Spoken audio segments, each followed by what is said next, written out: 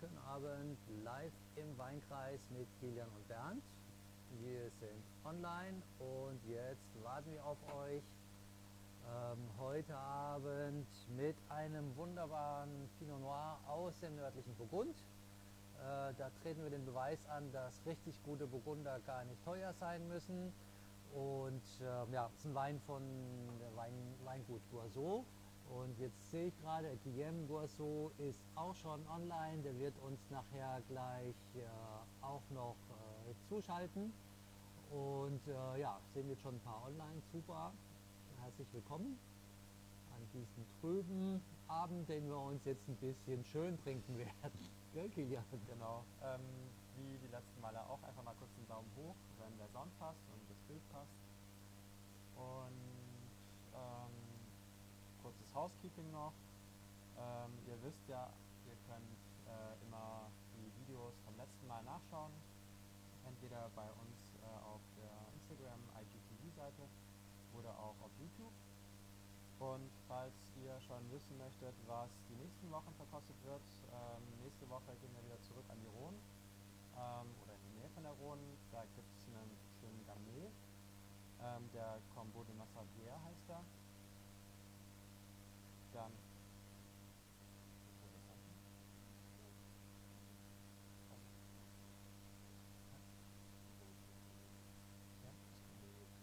Ah ja, okay, da scheint was mit dem Sound nicht zu stimmen.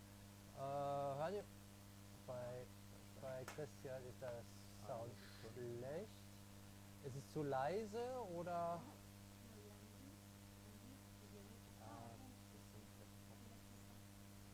Ja, Sekunde, wir schauen mal. Mal dieses Mikro wegmachen.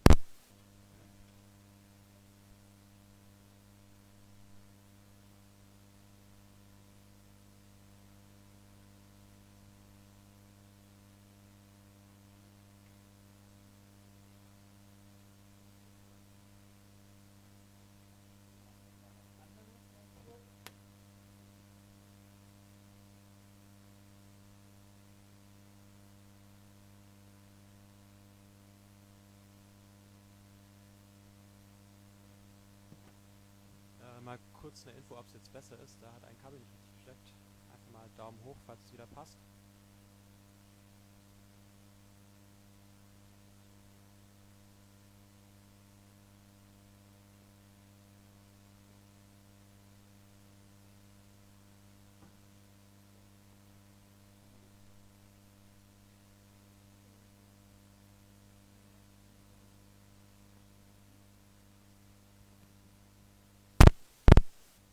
So, jetzt sind wir wieder verkabelt. Scheinbar gibt es noch irgendwo ein Störgeräusch. Rauscht sehr. Leider nicht besser. Seltsam, wir haben es vorhin nicht gehabt. Wir machen noch mal einen kleinen Test. Ansonsten gehen wir dann über das Mikro vom iPad. Entschuldigung.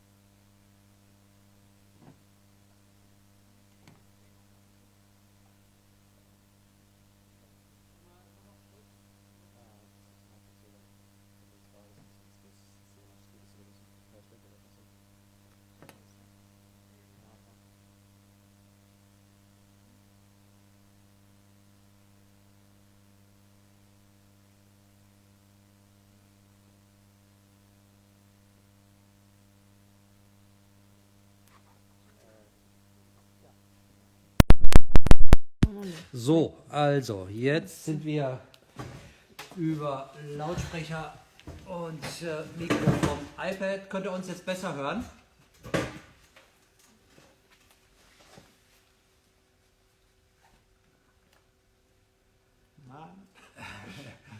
So, jetzt kommt mal ran. Könnt ihr uns jetzt hören? Da kommt ein Ja vom besser. Alex. Super. So, also, jetzt schenken wir schon mal ein auf den Schreck. Sorry, hat ein bisschen länger gedauert. Prost erstmal.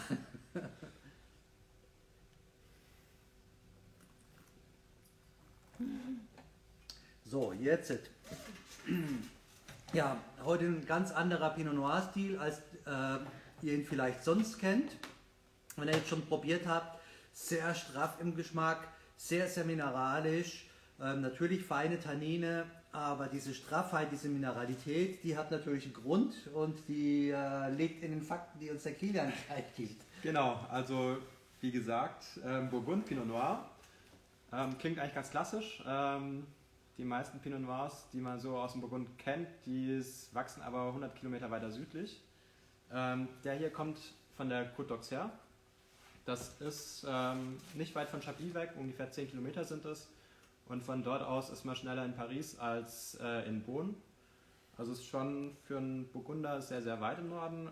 In der Champagne ist man übrigens auch schneller als in Beaune und auch in Sancerre. Das heißt, es ist wirklich ein schön kühles Klima. Man hat auch andere Böden als jetzt an der Côte d'Or oder Côte du Beaune. Es sind auch sehr kalkige Böden, aber das ist jetzt ein Kimmeridge-Kalk und kein Portlandian-Kalk. Da kann vielleicht der Guillaume nachher noch was dazu sagen. Man findet, weil der Boden ein ehemaliges Meer ist, sehr große und wirklich viele Fossile, auch in den Weinbergen. Da muss man gleich echt aufpassen, dass man nicht drüber fällt. Und ja, es ist eine spannende Appellation. Es gibt nicht nur Pinot Noir und Chardonnay, sondern zum Beispiel auch Sauvignon Blanc, Sauvignon Gris, ein paar alte Rebsorten, die es sonst fast nirgendwo mehr gibt, findet man da im Burgund. Und sonst gibt es ja aus dem Burgund sonst nur Chardonnay und Pinot. Ja, also das ist ein echtes Eldorado, eine Gegend, die einfach ein bisschen abseits ist und so nach und nach entdeckt wird. Ja, wie Kilian schon richtig sagt, Saint-Brie, ein wunderschönes kleines Städtchen, das ist die einzige Appellation im Burgund mit oder für Sauvignon Blanc. Ja, ich glaube, wir holen gleich den Guillaume dazu. Wollen wir, Roxana, rufst du ihn gleich? Guillaume? Roxana hört nichts. Faut connecter, Guillaume? Ah ja. Ja, heute hakt es ein bisschen. Ja, und das Interessante an diesem Weingut ist einer unserer ältesten Lieferanten seit Anfang der 90er. Habe ich mit Guillaumes Eltern schon zusammengearbeitet. Da hat es keiner gewusst. Und da ist er schon. Hallo, good evening, Guillaume. Hello, good evening. So we had some problems and a little bit later, but it's good to see you. See you too. It seems that you come directly out of the vineyard with the red cheeks and everything. Yes, with the frost outdoor, when you back on home, you are more red face. Yes. I hope you're not too tired. Yeah, long days. Yes. Now it's the time for pruning the wine, or what are you Yeah, doing?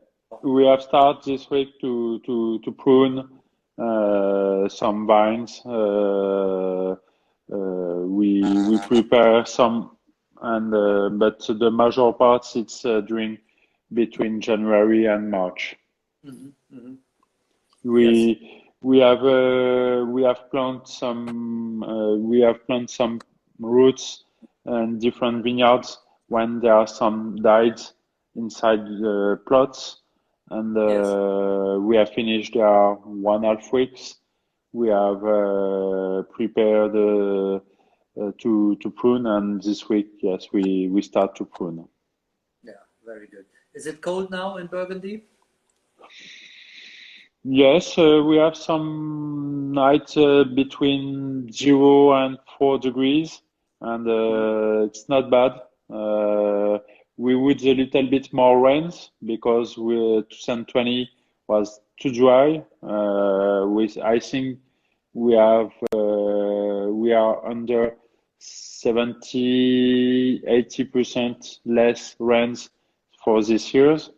It's for this. We are finger crossed to have frost and rains during winter. it's not easy to walk when it's too cold, but Yes. for the nature, it's more qualitative.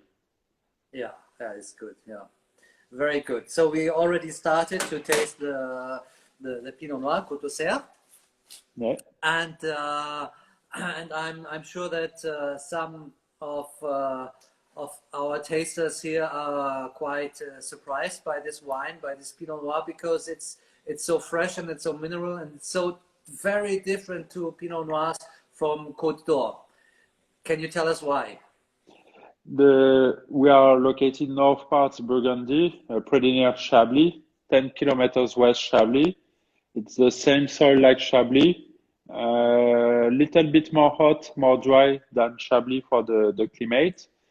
The limestones on the top hill parts, because this cuvée, the Côte d'Auxerre in regular cuvée, it's some young vines on top hill parts, and it's some Porandian limestones. It's too stony, it's too white, and it's for this the minorities. It's not like white wines, but pretty near. Yes, yes, that's. I think that's a main point with this wine, and I think it's very important to know that you have much less clay than in the Côte d'Or. For this cuvée, yes, there are very less clay, little bit red clay. There are some another cuvée like La Ronce or Irancy-les-Maslow.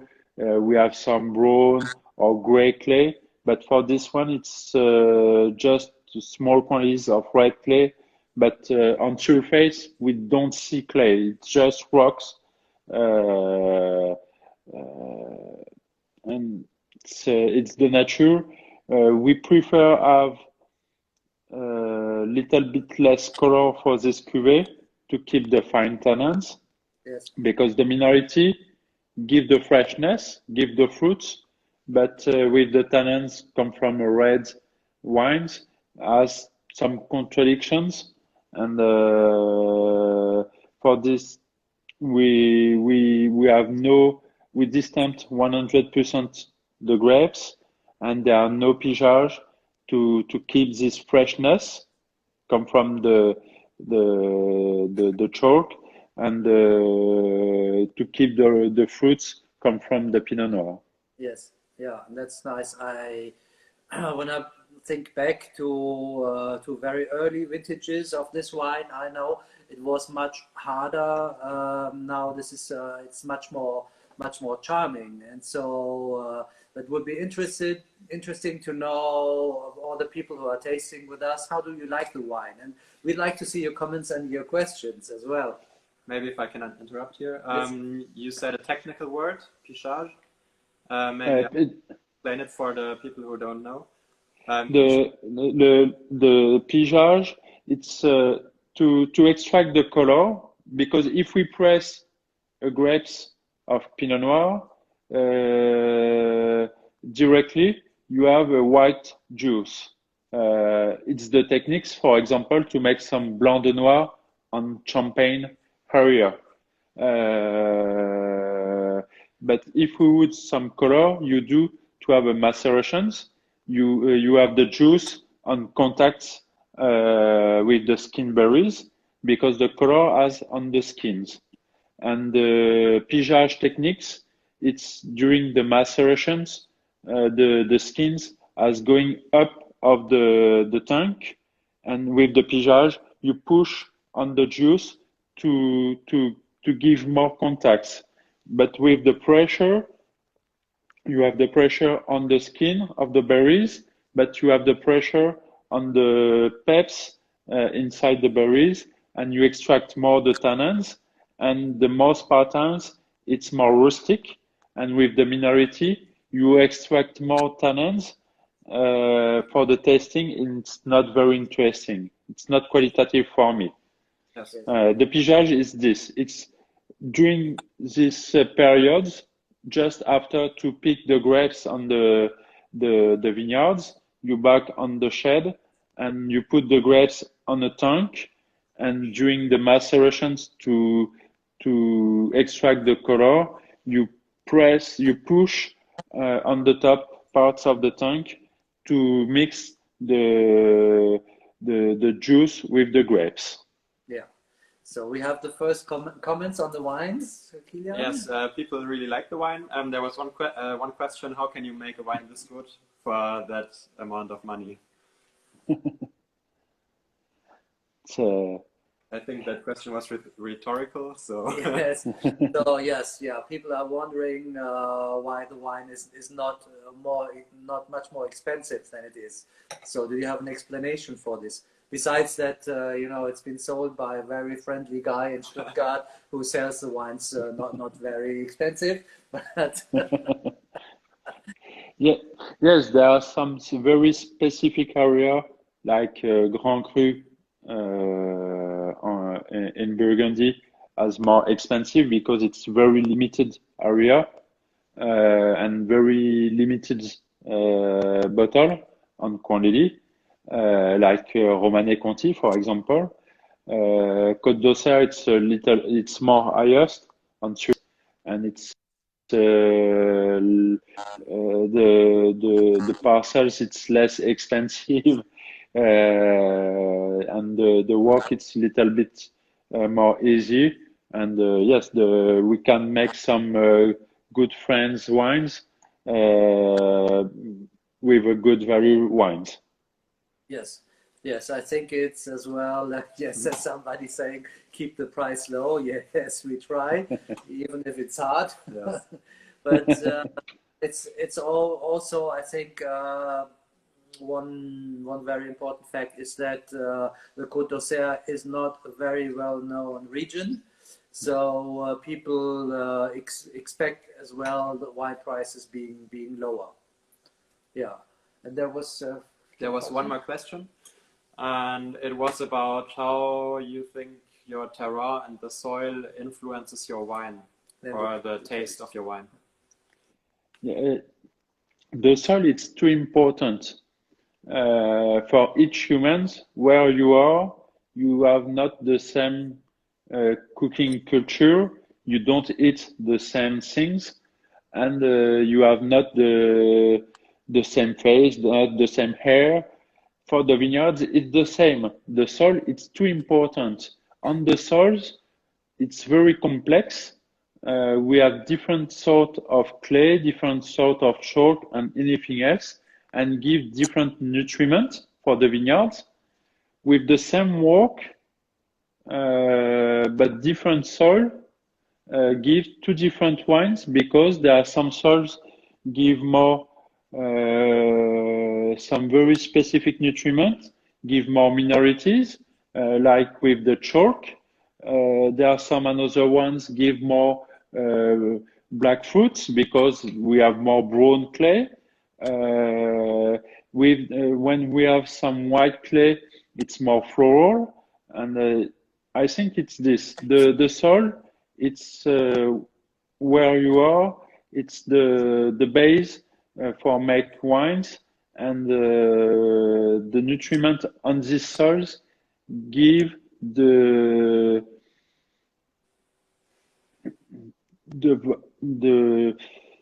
variations between different places. Yes, yeah. Yeah, there was a question about the price of the wine. It's 14 euros and 20 cents, yes. I think, yes. So that's the basic Pinot from Goisot, and we have some more. A little bit more expensive, but that's also worth the price. La Rance, which I really love, and you'll see really great wines. Yeah. So but maybe I'm coming back to these questions. How does the soil affect the taste? But I think you can say, for example, if you have a wine which has been grown on clay soil, will very often have a little bit more body, and as you said, a little bit more black fruit. And wine on such a stony, rocky soil will be a little bit more lean and a little bit more mineral and elegant. That's maybe the main, or some of the facts or things you can find out. But and then we come to the next question. Lots of things have changed at the Domaine in the last 20 years. I remember your parents when they're still young, and I was also still young. And in the beginning of the 1990s, I remember the first tasting in Saint-Brie during the Grand Jour de Bourgogne, and there was almost nobody there. And but it was the president of the Burgundy sommeliers who sent me. He said, "Okay, you must go there and you must taste their wines." I was really surprised, and from this time we worked together. And at that time, your parents worked in a different way. Can you explain us a little bit the changes? My parents has back on the ending 70s. And officially in 1979, alone, just before with my grandparents, but in 1979 alone. And during the 80s, my parents has tested and has very fastly understands to make more fine, more qualitative wines with more expressions. The terroir is very important. And on the beginning of the 90s, my parents have started some taste of organic culture on the domains. And during the 90s, on 95, 96, my father said, yes, it's the good way. We have more purity on the wines. And between each parcels, we have very specific identity. And we can't compare my wine with my neighbor because it's not my neighbors make bad wines. It's because we have not the same soil and not the same philosophy, and we have not the same terroir philosophy.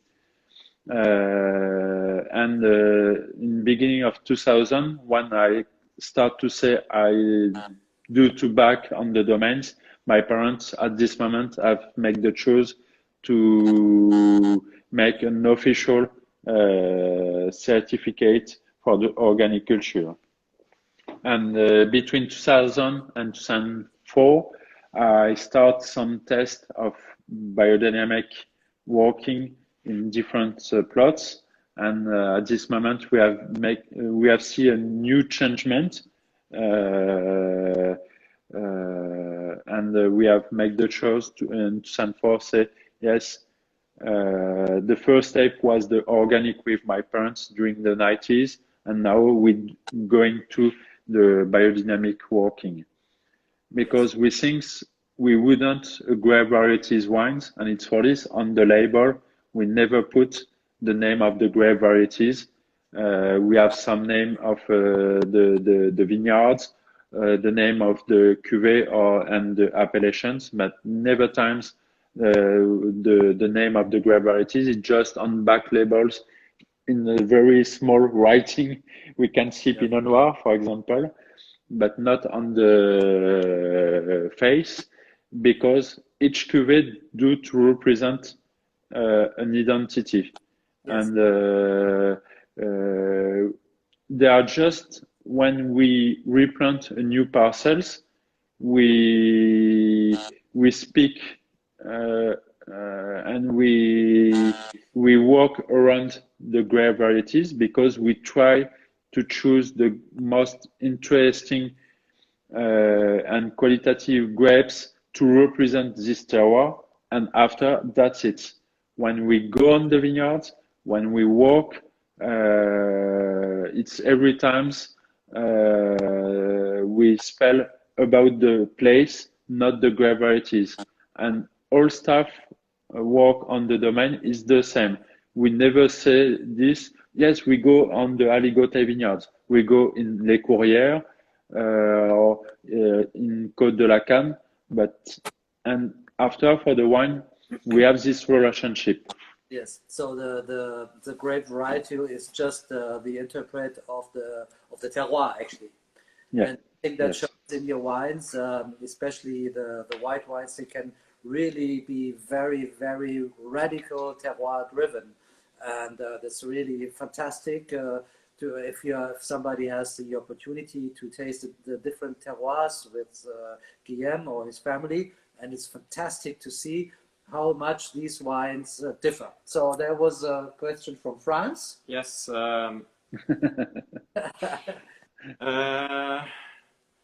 So it's Maeva from Paris. She asks where she can find your wines, and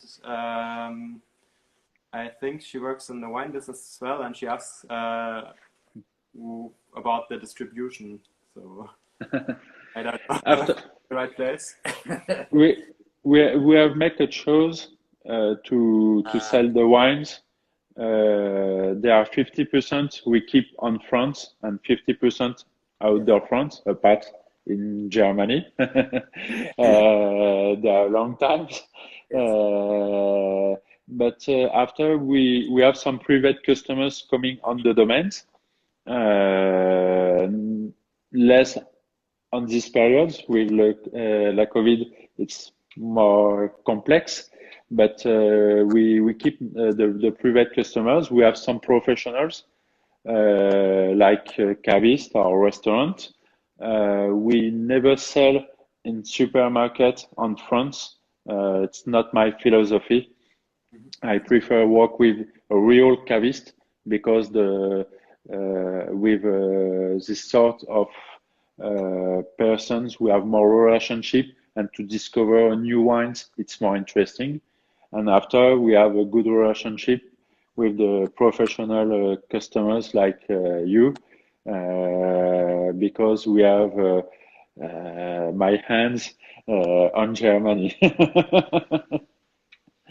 Yes, because you talked about the terroir. I've got one small question. Do you source this wine from different vineyard sites, or is it all in one area?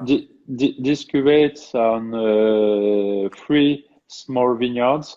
It's for this we have not the name of the vineyards. For example, here, if we compare, if we see, we just I not see. It's interrupted now. Yeah, it's La Ronce. La Ronce, it's the name of the vineyards. When it's come from just one vineyard, we put the name of the vineyards on the labels.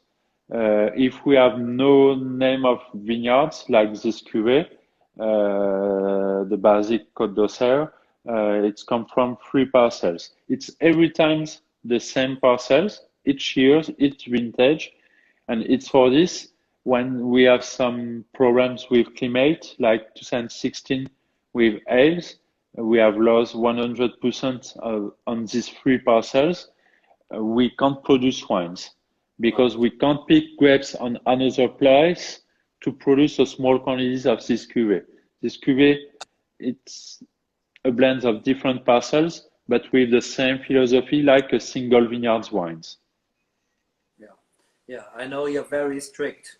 Oh yes, it's too strict sometimes. Yeah, really very strict, and I remember it was a surprise to everyone when your wines turned up to be organic, because your father never talked about that, never.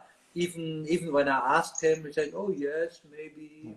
But all of a sudden, well, there was the label, and then the next surprise was the biodynamic label. Yeah, and then we have another question. Yes, I think most people will be surprised that how many grape varieties do you grow?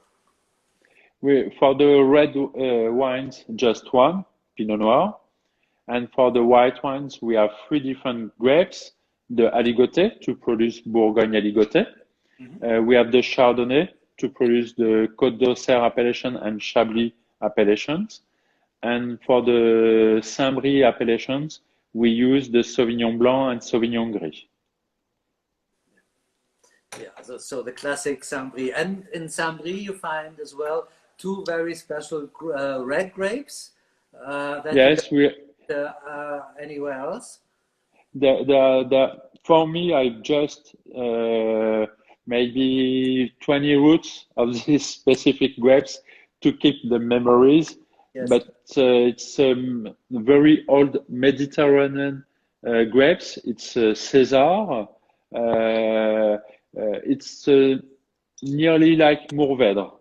It's big Right. grapes, big berries, very rich in color, very rich in tannins, but the climate here it's not very interesting.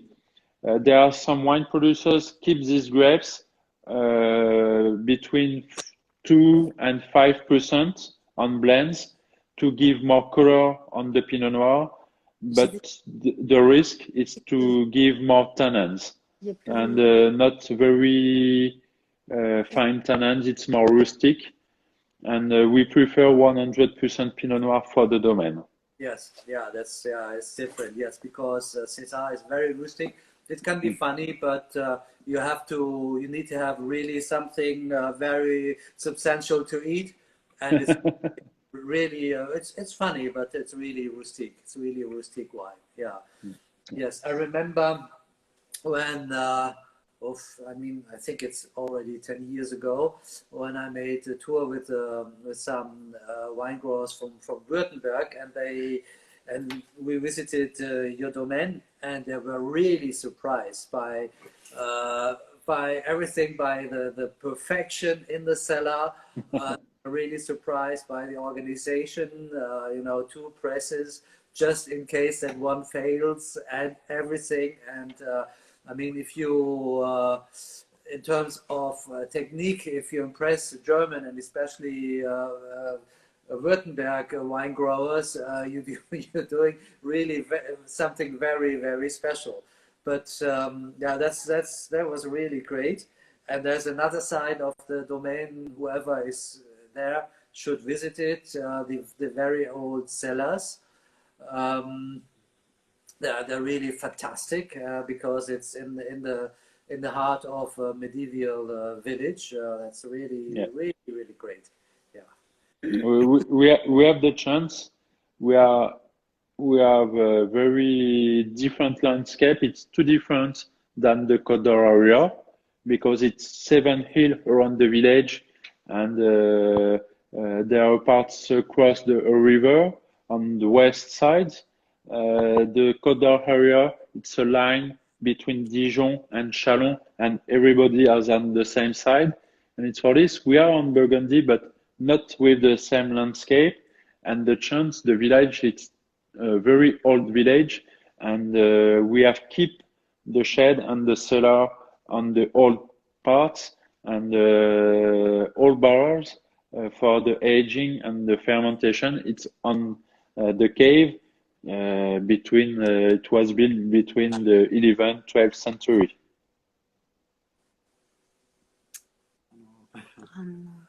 So connection is cut, but yeah, okay, that's fine.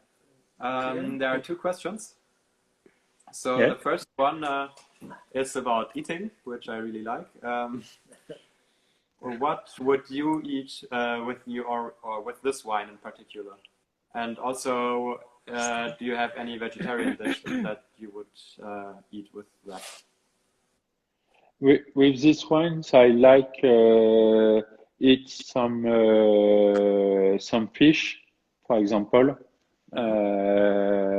It's yes, normally the most patterns with fish, it's white wine, but there are 15 years ago in a restaurant, we have tested different wines with the same plate, and Yes. with this basic cuvée, with the freshness, the fish come from South France, was very good. The charcuterie, good Russian chip. It's more friendly during summer, for example. It's I think it's less interesting with red meat because it's not too much strong. It's more the fruitness, but it's for this. I prefer more a blend between charcuterie or a fish come from South France. Okay. And vegetarian fish or vegetarian charcuterie? That's the wrong question for a Frenchman. I know. It's complex. Yes, but I think vegetarian dishes are it's maybe not this easy because you have this you have quite an acidity and the tannins. So maybe some what's the Gemüse, some roots like carrots, etc. Where you have a little bit of sweetness to counterbalance the acidity and and the tannins. I can imagine that, or beetroots, rote Beete. Beetroots with goat cheese would be nice. Beetroots, yes, I know a very good one. Yeah, beetroots, peppermint leaves, and a little bit of olive and goat's cheese. Yeah, that's really a nice combination. Yeah. So and yes, you could do a fourmerette without the ham, without the Speck. Auf Französisch oder? Ja, auf Englisch. Yeah, okay, without the ham. Yeah, lavon. Yes. Lavon. So yeah, Björn has a comment. Yes. So if he buys a case of wine, when should he open the first bottle? I think for this cuvée, the bottles are some months ago was made. We can start. For this cuvée, it's more the freshness. We can more drink more when it's young, but I think we have maybe between 5-6 years to drink these wines. Yes, I think yeah, it's you should drink it in its youth. So that's as well very good because it makes you come back more often to our wine shop. So that's good, and I think that the other reds, Irancy, Larence, etc., they are made for keeping longer, and especially the whites, you know. Okay. So that's 2018, 2018. Is that Maeva? Oui, c'est Maeva. It's Maeva who worked with us many years ago. Yes. She lived with the family. So hello, Maeva. Now in the wine business, so which is really, really cool. Yeah. 18, I think it's interesting vintage because it's a sunny vintage, very hot, but the quantity was more normal for the yields, and it's for this we have this good relationship between the fruitness and the freshness, and it's not too much alcohol. But it's good ones. I like 2018 because it's quite generous. Mm-hmm. It's very accessible. It's very easy to drink. Yeah. And yes, I remember it was really a relief because the years before you were so unlucky. You had frost, you had hailstorms, you had all the things that you don't wish to have. And in 2018, you know, you had beautiful weather, lots of grapes, and that was really a pleasure to drive through the vineyards in 2018. 18 was rich walking years, but it was very with pleasure because yes, we 2015, 16, 17 was we have lost with frost or hail, and 18 was a very pleasure vintage, and on the wines we have this same pleasure. Yes. Do you think that Côte d'Auxerre will have a positive benefit on the market due to the climate change, the warming weather, making the wines more accessible? I think there are mix between. It's not just the climate. I think now we understand more the terroir because by the past, not just on my domains, every domains on Burgundy, by the past was 70% reds on productions and 30% on white productions. There are some very specific area, like Chablis was every time white wines, but the most part village on Burgundy was like this: 70% red wines, 30% white wines. And my parents during the 80s and 90s has understands there are some more qualitative terroir to make good reds, and there are some another ones make reds but not fine, more rustic. And at this moment during the 90s, my parents has stopped an half parts productions of reds, and we have replanted ending 90s, beginning 2000, some new place very specific to produce red wines. And with this climate, actually, we have more facilities. And yes, the blends between